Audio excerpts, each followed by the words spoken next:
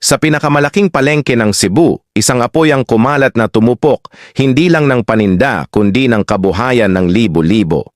Noong Marso 2016, isang matinding sunog ang tumama sa Carbon Market, ang pinakasentro ng kalakalan sa Cebu City.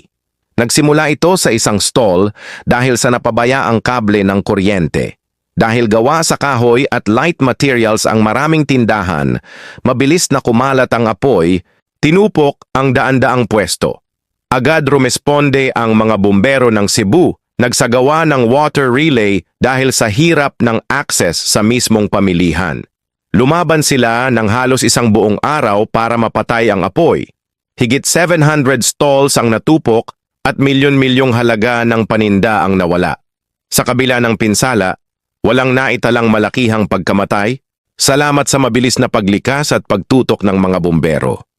Ang sunog na ito ay nagsilbing aral tungkol sa fire preparedness sa mga pampublikong pamilihan.